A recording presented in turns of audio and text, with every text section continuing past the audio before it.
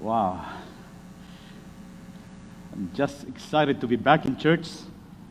This is the second time that I'm preaching here in church after this COVID-19 strikes.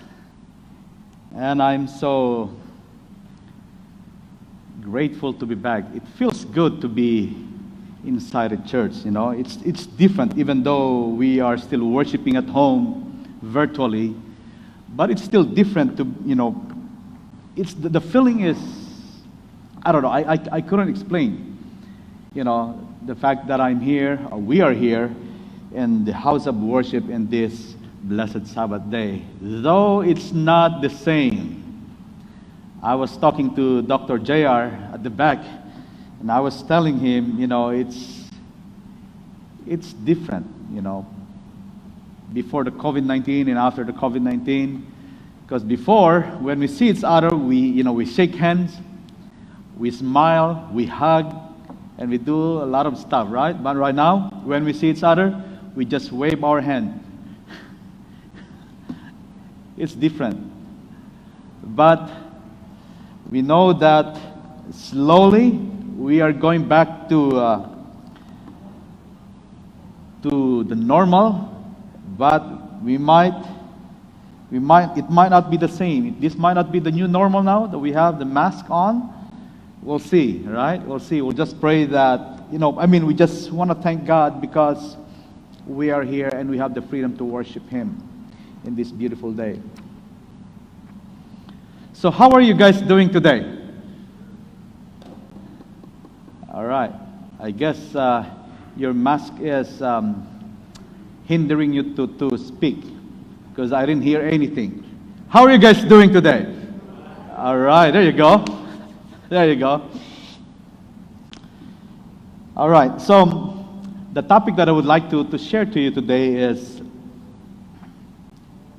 a robe that is not in your closet.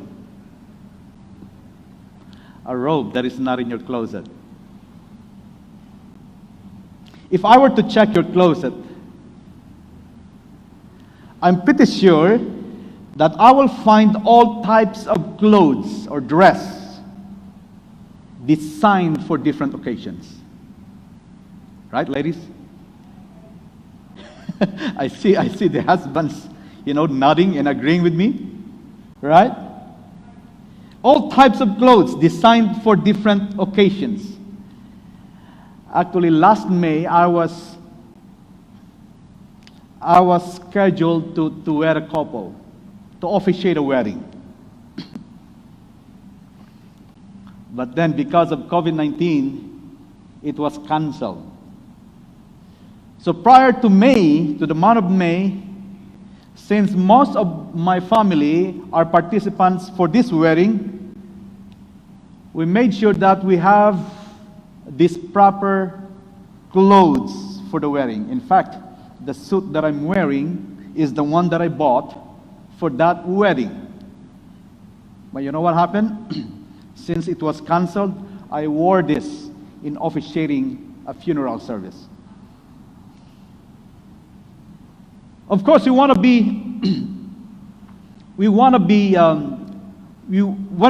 we go to a special occasion, to a specific occasion, we want to dress up, to wear something that would fit to that occasion, right? So, because the thing is, in today's society, we are judged by the way we dress ourselves. Whether we like it or not, we have that in our mind. All right? That's the reality, folks. We are judged the way we dress ourselves. What we wear informs those who look at us what class in the society and what type of employment we have. If you're a farmer, I'm not saying farmer are nobody, but what I'm saying is if you're a farmer, if you're going to a farm, you are not going to wear a suit. All right? Of course, you're going to wear long sleeves to protect your skin from the heat of the sun, right? If you are a worker in a city or in the office, you are not going to wear, a clothing that the farmers wear, right? So, basically, what you wear, informs those people around you what type of person or especially what type of work you have, right? And because of this, a new type of psychology was born. Are you guys familiar with this? I was, when I was looking at this, I was, whoo, I didn't know this. A new psychology was born. Clinical psychologist Dr. Jennifer Baumgartner literally wrote the book on this phenomenon, which she calls the psychology of dress. All right? The book that she wrote is You Are What You Wear. What your clothes reveal about you. On the other hand, a new study after that, from Northwestern University, but this was kind of old already. It was done on year 2012, examined a concept called enclothed cognition. Researchers define it in the report as the systematic influence that clothes have on the wearer's psychological processes. Meaning, what your clothes are saying to you, not about you, and how they make you feel. The researchers, this is what they did. The researchers distributed standard white lab coats to participants, telling some that it was a doctor's coat and some that it was a painter's smock. All participants performed the same task. But those wearing the doctor's coat were more careful and attentive. All right? That's a very interesting outcome of this research, of this observation. So their actions were influenced by their clothing. Can you guys believe that? So in summary, people use clothes to protect or to project something of themselves. But on the other hand, clothes could also send messages on you psychologically and emotionally.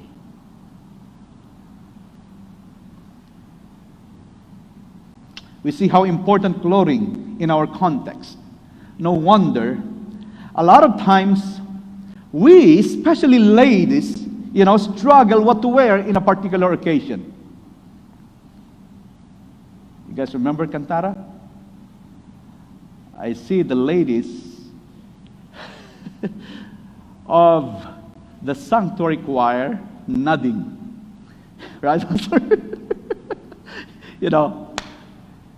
We are all guilty of this, right? We are all guilty of this. So, but the struggle is not only happening in our time, folks. But spiritually speaking, it happens all throughout the Bible. If you read, from Genesis to the book of Revelation, you will find there the clothing crisis. What should I wear? Right? That was a question. What should I wear? People were struggling from the book of Genesis all the way to the book of Revelation. The question is, what should I wear? The thing is, God has provided all of us, from Adam and Eve to the book of Revelation, with the robe that is described in the Bible. But the thing is, sometimes people don't want to wear it because they want to wear their own choice of robe. And that is what we're going to study today.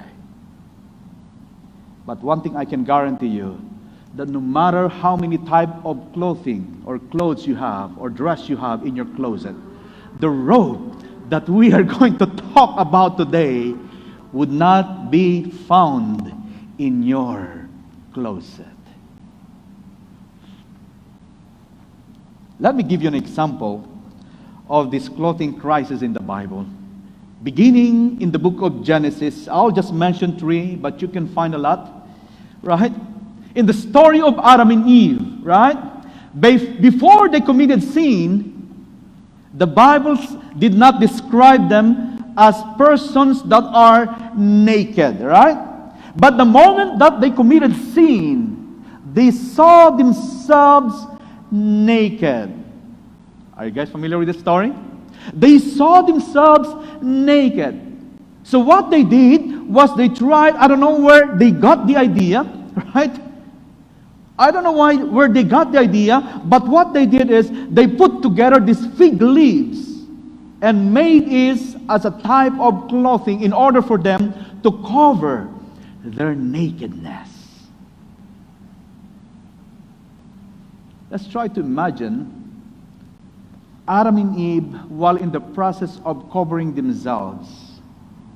And I'm not sure what made them decide to cover themselves, why they were afraid, and what are the part of the body that has to be covered.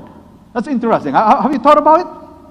Maybe, while they're in the process of covering themselves, maybe, Eve was trying to cover herself, and Adam was saying, hey, you have to put a little bit more on this part because it's revealing.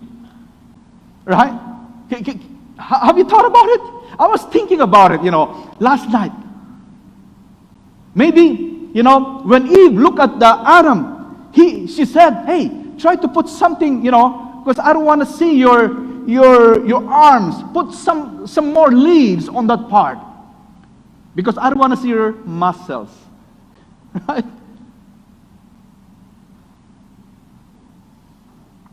But we know the story.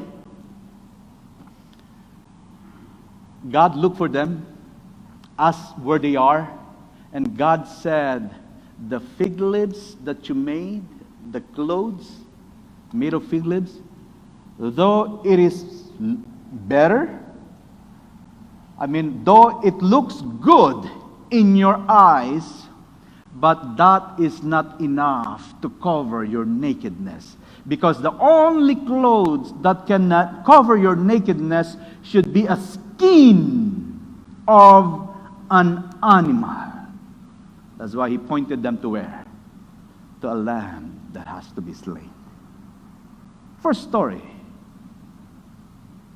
about clothing crisis in the Bible. Now, let's go to the New Testament. We know the story about the parable of the wedding feast, right? In which a king arranged for a wedding of his son. After he arranged for a wedding of his son, he sent his servants to the community to invite the guests. And to make the long story short, no one showed up. You're familiar with the story, right? Then what happened? The king was so upset, so he sent again. In fact, they ended up,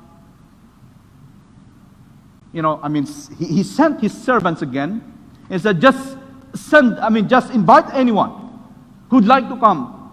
Then here's this man who showed up. And when he showed up, it's basically in Matthew chapter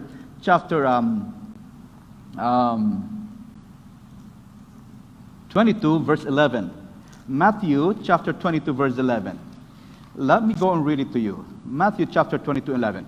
But when the king came in to see the guests, he saw a man there who did not have on a wedding garment. All right? So he inquired, and to make the long story short, the king ended up throwing this man outside. All right? Because there was a required garment in order for you to attend the wedding that the king had set. The crisis in clothing crisis. Now fast forward to the last book of the Bible, which is the book of Revelation. What can we find there? When it comes to this clothing crisis, You know, we know the story of the seven churches, right? And one of the churches was what? The Laodicean church. What happened to this Laodicean church? In Revelation chapter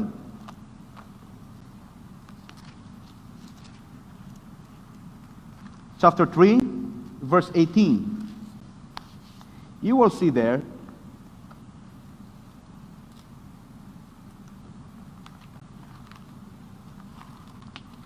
the situation of the Laodicean church. They thought, in verse 17, they thought they were rich and wealthy and have need of nothing. Right? But according to the text, they were what? They don't know anything. They are wretched. They were miserable. They were poor, blind, and naked.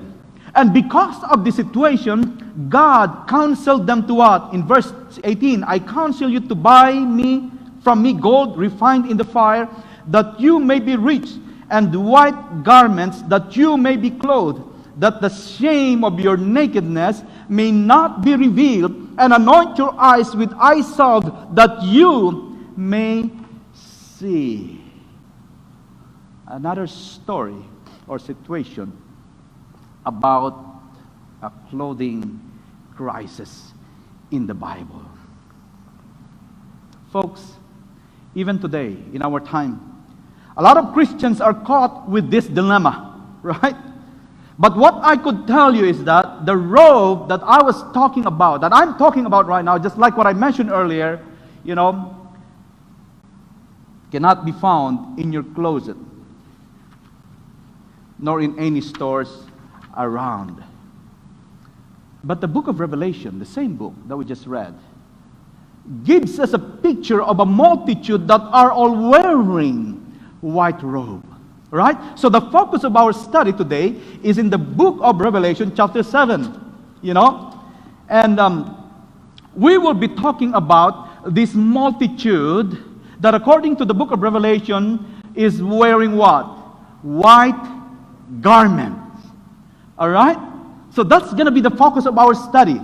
Alright? But in order for us to be able to get the whole picture of this chapter, what I'm going to do is I'm going to go back a little bit and see and try to establish the whole context of this. What is going on here? Because me personally, I've heard a lot of sermons and seminar about this chapter. And sometimes those are crazy lectures because of, you know, the interpretations that they have. But what we're going to do is when we study this, we will try to get to the main point of this chapter. All right? We will try to get to the main point of the chapter. So, when a lot of people, when they study the book of Revelation, they try to decode every symbol in there, that sometimes they miss the very point why this book, particularly this chapter, was written and given to all of us. And because of this, we are going to try to avoid the same mistake. Because if you read the first phrase in the Bible or the book of Revelation is the revelation of whom?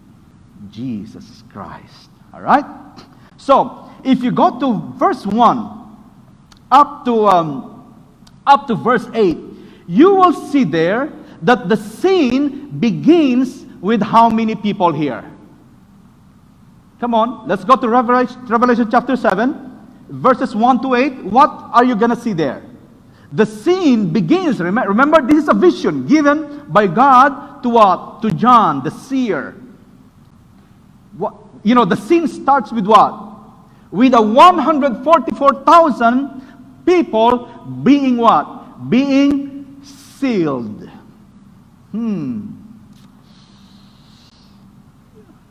the Jewish context, just to give you, a little background of this. In the Jewish context, when you talk about being sealed, or the fact that it was numbered here, when you talk about being numbered, it means you are being protected. A good example of this is, a shepherd, at the end of the day, bringing all the lambs back to where they're supposed to stay overnight. And while they are coming in, they're numbering them. 1, 2, 3. And once the sheep is inside, that sheep is protected. All right? So that's basically the idea, right? In Jewish context, being numbered is being protected. As if God is telling them, I know your name and the number of your hair, of the hair on your head.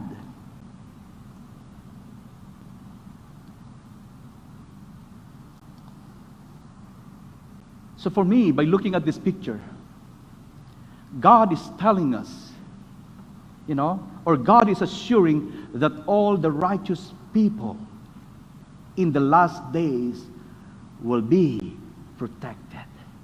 Right? Will be protected. And He will know each one of them. All right? But maybe some of you are asking, why 144,000? Is this the actual number of the people that will be saved only? All right? So let me answer that question. Why 144,000? Well, 144,000, came from 12 times 12 times 1,000. All right? 12 times 12 is 144, times 1,000 is 144,000. Now the question is, why is it 12? When you talk about Revelation, you talk about symbols. There's a lot of symbols, right? That if you are not familiar with this, you might, not be able to get the whole point of the study. But sometimes, a lot of scholars, a lot of Bible students spend a lot of time decoding all these symbols that sometimes they miss the point why the book of Revelation was given to all of us. Now the question is, why is 12? If you look at the book of Revelation, you will see there sets of 12. All right? Particularly in the book of, in chapter 21, you will find there are sets of 12. Now, why 12? Because 12 is a kingdom number. By the way, I got this idea from Dr. Haluvia. This is not my idea. Just a disclaimer. All right? Set of 12 or number 12 in the Bible is a kingdom number. That's why, when you talk about the book of Revelation, it's talking about the kingdom of God, you will find there's sets of 12. You have the 12 tribes, even in the gospel, 12 disciples. In the Old Testament, 12 tribes. And when you talk about the New Jerusalem, there will be 12 foundations. There will be 12 angels.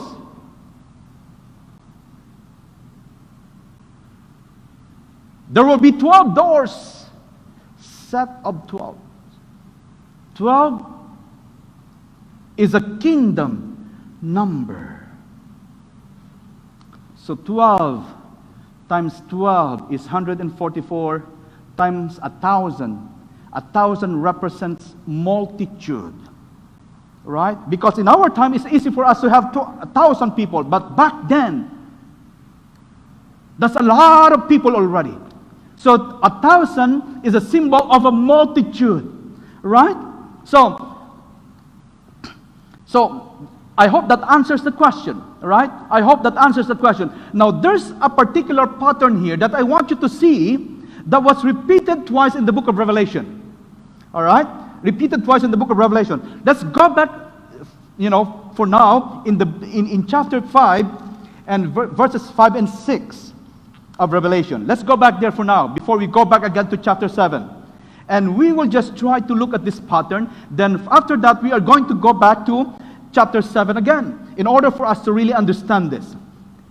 Chapter 5, verses 5 and 6. Here's the situation here. In this chapter, you will find the seer, John, weeping because no one could open the scroll. All right? That was a situation here. That was a sin here. No one could open the scroll. But then, one of the elders said to me, "Do not weep. Behold, the Lion of the tribe of Judah, the Root of David, has prevailed to open the scroll and to loose its 7 seals." So he was weeping until he hears one of the elders telling him, "Don't worry, don't cry. Because the Lion," please take note of this name, this title, "the Lion of Judah has prevailed, and he is the only one that could open the scroll." Now let's go to verse 6. Verse 5, it says there, he heard the elder telling him, "The Lion of Judah has prevailed." Now in verse 6, he looked, or he turned. Okay, first in verse 5, he heard. Then in verse 6, he turned and looked, and who did he see? Who did he see in verse 6? "And look, and behold, in the midst of the throne and of the 4 living creatures, and in the midst of the elders, stood a lamb as though it had been slain." Okay, look at the pattern here, folks, which is going to be repeated in chapter 7. In chapter 5, John was crying, and he heard the elder telling him, "Don't cry, because the Lion of Judah," that was a description, "the Lion of Judah is alive, and he could open the scroll." Then he turned. Are you guys following me? He turned, and when he looked, the Lion of Judah is what? Is the Lamb that was slain. All right, now let's go to Revelation chapter 7. And I want you to pay attention to that same pattern in the book of Revelation in chapter 7. Let's go and read verses 13 and 14. Sorry, in verse 9. Okay, let's start with verse 4. "And I heard the number of those who were sealed." Okay? "And I heard the number of those who were sealed." And how many is the number? 144,000 of all the tribes of children of Israel were sealed. Okay? He heard. Now let's go to verse 9. In verse 9, "After these things I look." See the same pattern? He heard, he turned, and he looked. And what happened? "A great multitude which no one could number, of all nations, tribe, people, and tongues, and standing before the throne and before the Lamb, clothed with white robes, with palm branches in their hands." Folks, that same pattern was repeated. He heard, the seer heard, and he turned. He heard a different thing, and when he turned, he saw a different thing. So, what's the point what I'm sharing this to you? Because you may hear people would say it's only 144,000 that will be saved. When you talk about the book of Revelation, you're talking about Jesus winning the battle between him and the devil. Right? But when you talk about 144,000 only that will be saved, man, I don't see that as a victory. Because when you talk about the people living in this area only, do you think how many people are living in this area only, Inland Empire area? I'm pretty sure more than 144,000, right? And if you will insist and say that 144,000 people would only be saved, that's not a victory. Right? But in the book of Revelation in chapter 7, the seer gives us a picture when he said that when he looked, he saw a great multitude. Did it say here 144,000 only? No, right? Because according to the Bible, in verse 9, this multitude could not be numbered.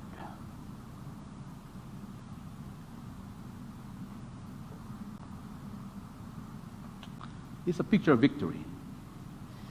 Now let's go to verses 13 and 14, where we can find a very interesting conversation here. Right? Very interesting conversation. Then one of the elders answered, saying to me, who are these arrayed in white robes? Because what he saw, the multitudes, they were wearing what type of garment? White garments. I was looking at this study. Try to maybe Brother Eli, knows something about this. White linen was mentioned a lot of times in the Bible. White linen. Why linen? Why not wool? Right? I was looking at this this week, and I said, this is very interesting. I might come up with a sermon about this probably someday. White linen. Why not wool? All right? Why not cotton? All right? So here's going back to our study. Then one of the elders answered, saying to me, who are these arrayed in white robes? And where did they come from? And I said to him, sir, you should be the one who knows this. Why are you asking me, right? That's a funny conversation for me, right? So he was watching the vision. Then one of the elders who is part of the vision asked him, who are these people that are wearing white garment? Then the seer, John, said, why are you asking me? You should be the one telling me. Right? Then the elder said, these are the ones who come out of the great tribulation and washed the robes and made them white in the blood of the Lamb. Did you guys pick that up? Did you guys pick that up? Let me read it again. These are the ones who come out of the great tribulation, and what's for this next words? And washed the robes and made them white in the blood of the Lamb. How can that be possible? If we saw here and wash using Tide or Ajax, you might believe it, right? But to say that the robes were washed in the blood, what's the color of blood? Red, right? But after the robes were washed in the blood of God, what happened to their robes? It becomes what? White. It's supposed to turn red, right? It's supposed to turn red. That's why, when you see this picture, I said, how can that be possible?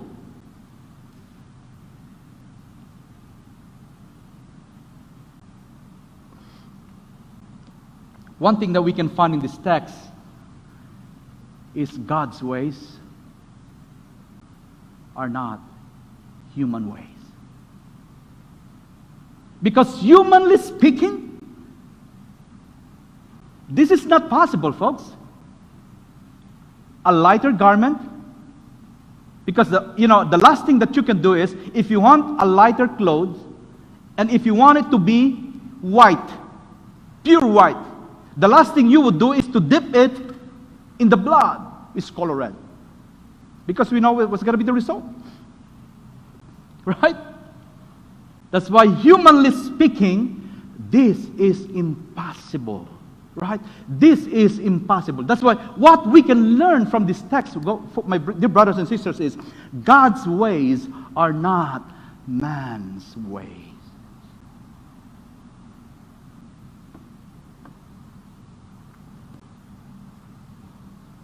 This is the wonder of salvation. And it's only God can do it. It's only God that can do it for us. So basically, folks, when we talk about this robe that I'm talking about, a robe that cannot be found in your closet. If you go to Ross, or if you go to Ontario Mills, or any known dress store, you cannot find it. Because it's only Jesus that can provide it for you. Only Jesus. Because in order for this garment to turn really white, it has to be dipped down and soaked down in the blood of the Lamb.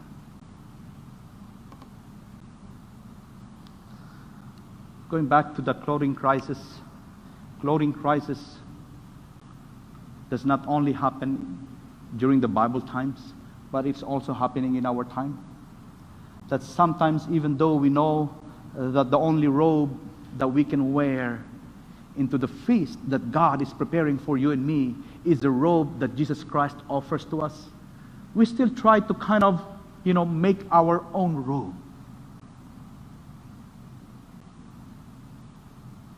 Sometimes a lot of people, I don't know if they understood it correctly, or they're trying to insist that my robe, human-made robe, is better than the robe that Christ is giving to me. But listen to Sister White. The robe of righteousness has in it not one thread. Listen to this, folks. I like this. The robe of righteousness has in it not one thread of human devising.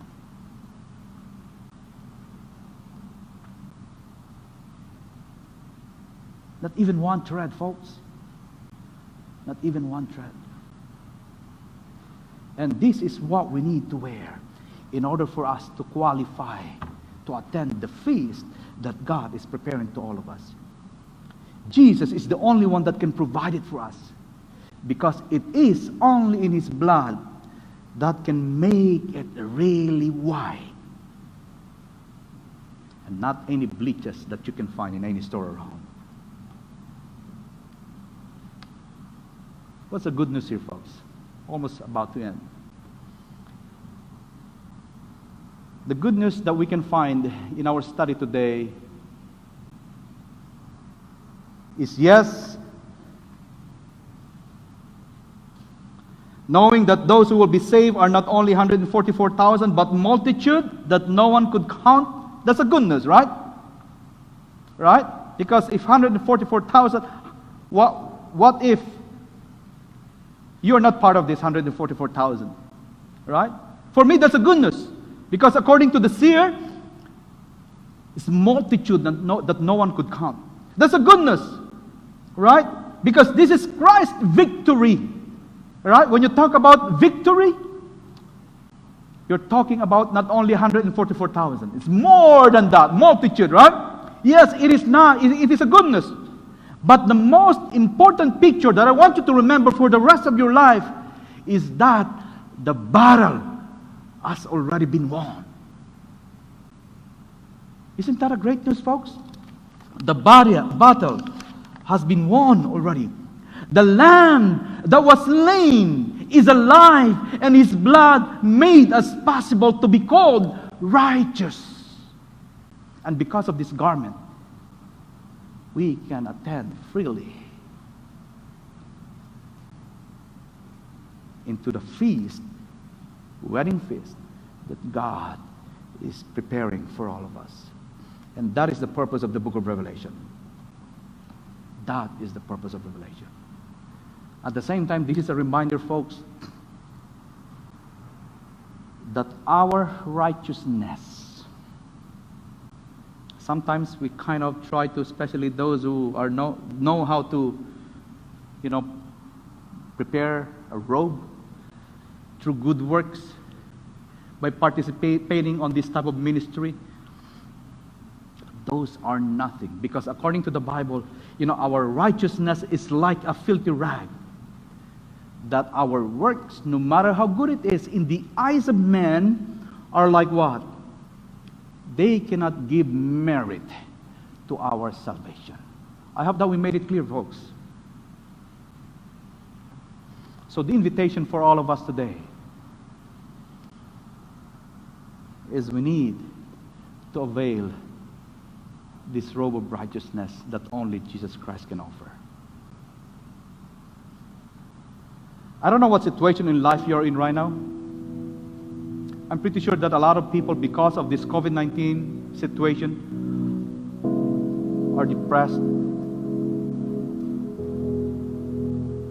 People are in this unfavorable situation?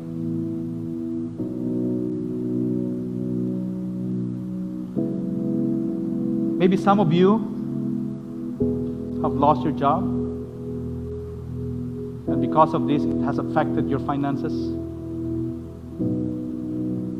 I don't know what type of situation. Maybe you lost your loved one because of COVID-19.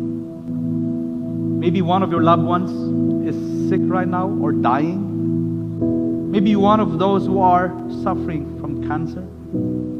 And sometimes you are losing hope because you are in this situation for a long time. I don't know what type of situation you are in right now. But one thing I can tell you, my friend, the battle has been won. The battle has been won, right? And our advantage is, we already knew what's going to be the outcome of this controversy. That is our advantage. We knew the outcome of this, and we knew that all of the things that are happening in our time is just the result of this battle that is going on. But yet, folks, we talk about Revelation 14, the three angels' message, right? This is our message. The message is what? God has defeated the enemy. And the third angel's message, the message there is, you have to choose whom you're going to serve.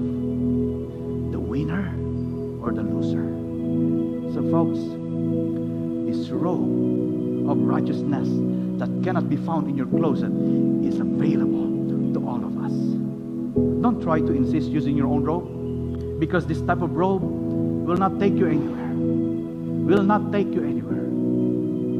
But it will put a smile on someone's face.